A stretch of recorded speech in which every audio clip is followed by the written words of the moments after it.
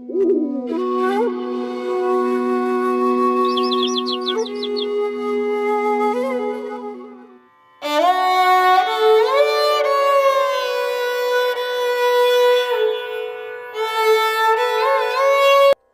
बस बहुत हो गया।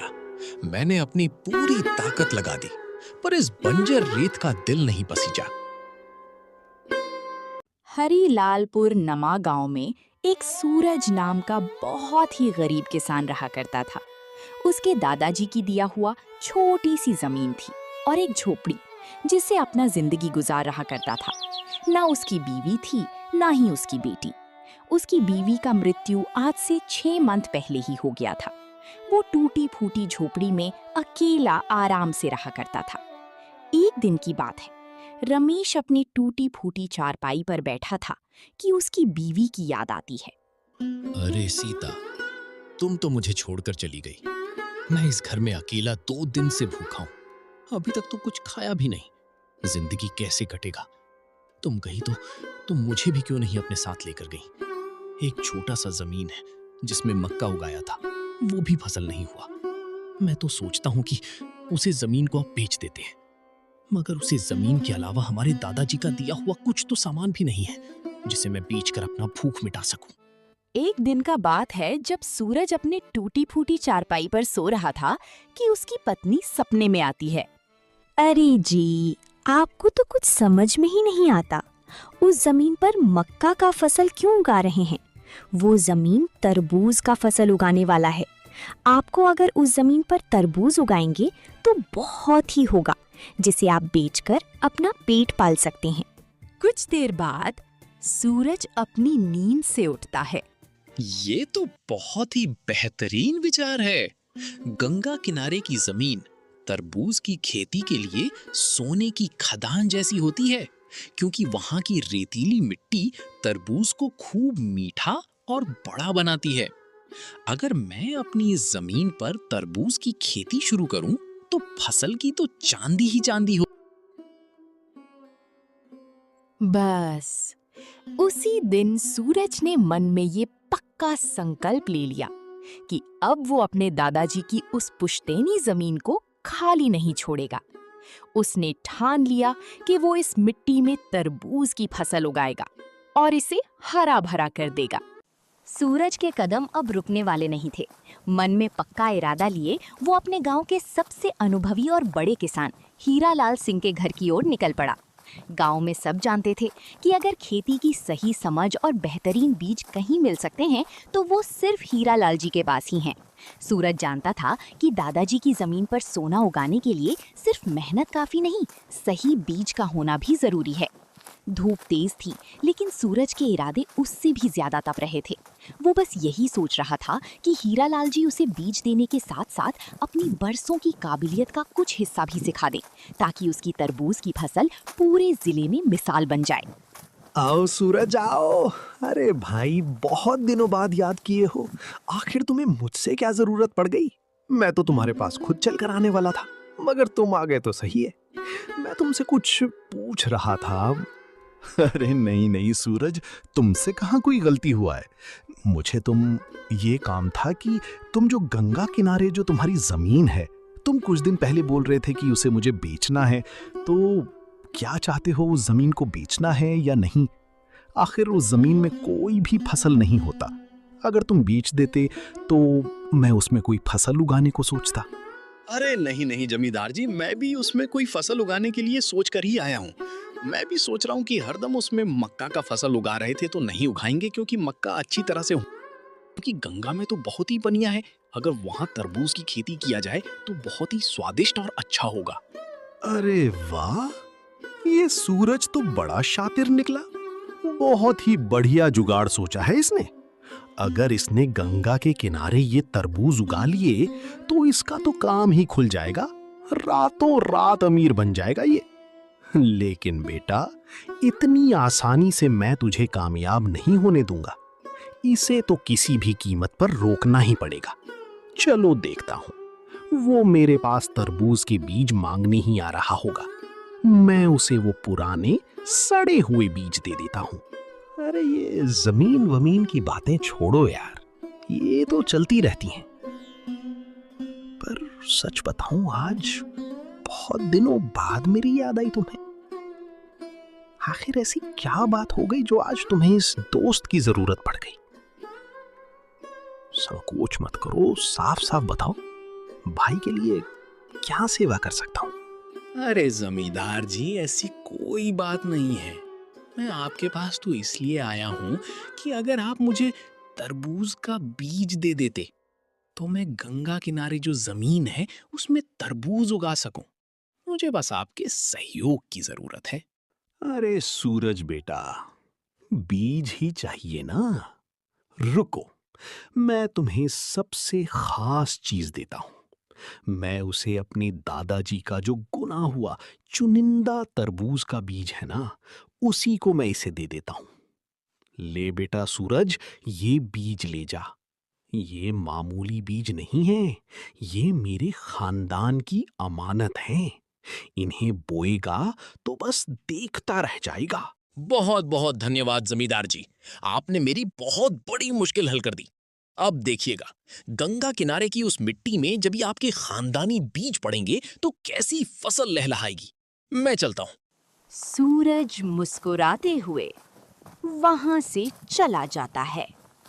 जा जा बेटा सूरज, बड़ी उम्मीदें लेकर जा रहा है ना?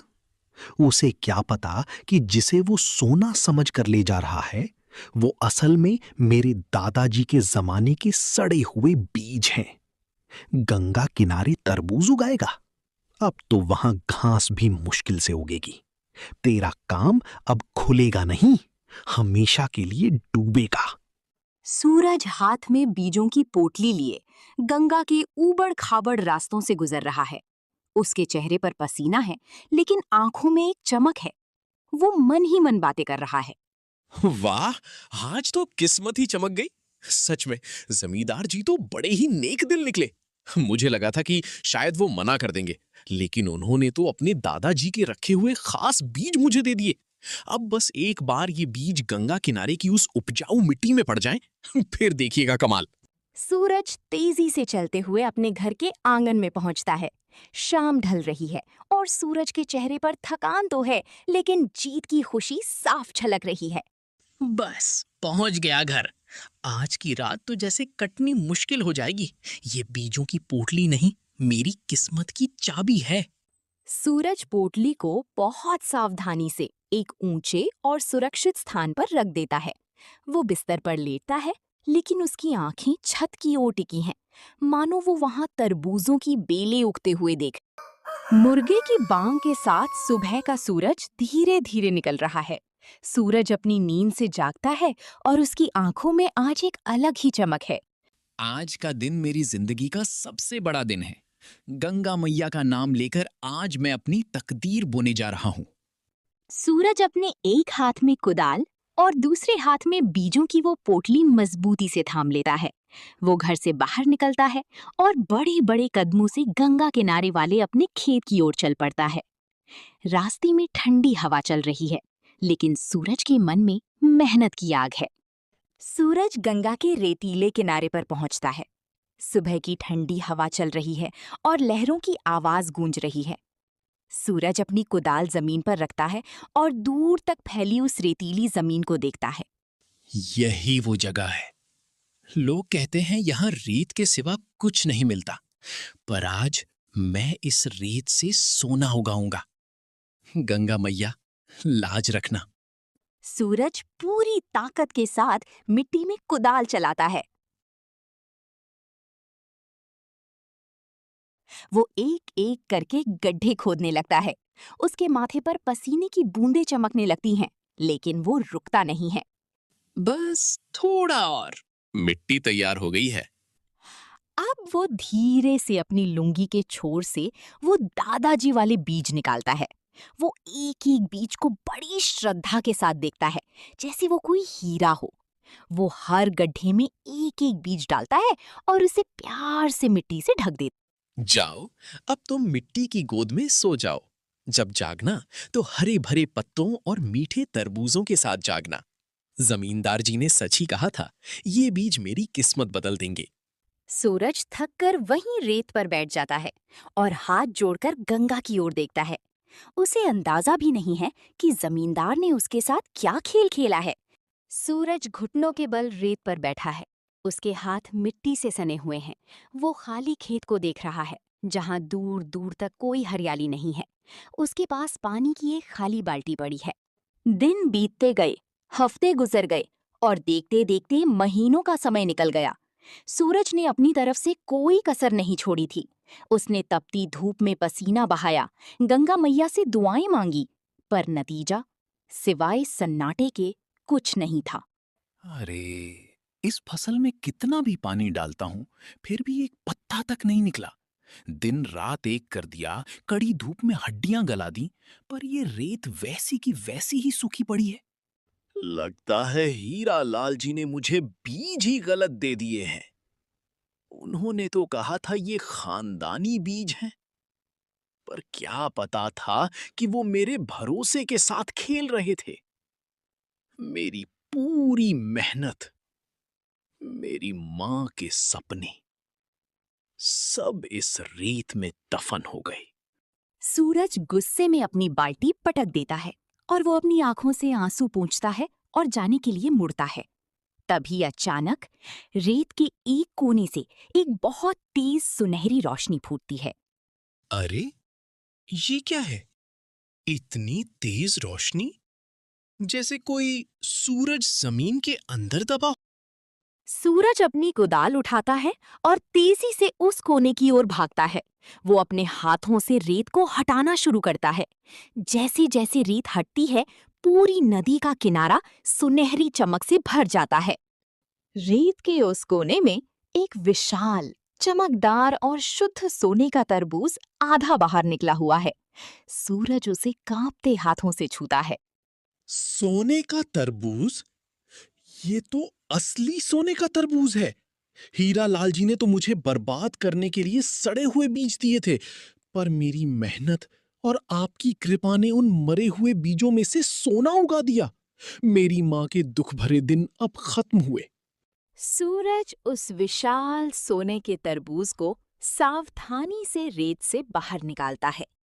पूरा गंगा का किनारा उस एक तरबूज की चमक से जगमगा रहा है। सूरज उसे अपने सीने से लगा लेता है। हे ऊपर वाले, तूने साबित कर दिया कि अगर नीयत साफ हो और मेहनत सच्ची, तो रेत भी सोना उगल सकती है। अब मेरी माँ को कभी भूखा नहीं सोना पड़ेगा। अब हमारे घर की छत नहीं टपकेगी। सूरज उस सोने के तरबूज को लेकर अपने घर की ओर बढ़ता है। रास्ते में गांव वाले उसे देखकर दंग रह जाते हैं। कोई उसे जादुई कह रहा है, तो कोई उसकी किस्मत की दाद दे रहा है। दृश्य बदलता है। सूरज का घर अब वो झोपड़ी नहीं, बल्कि एक पक्का और सुंदर घर है। सूरज की माँ नए कपड़े पहने हुए आंगन में बैठी है और सूरज उसे सोने का एक छोटा सा टुकड़ा, तरबूज का हिस्सा, लाकर देता है। माँ, ये देखो, ये तुम्हारी बरसों की तपस्या का फल है। अब हमें किसी के आगे हाथ फैलाने की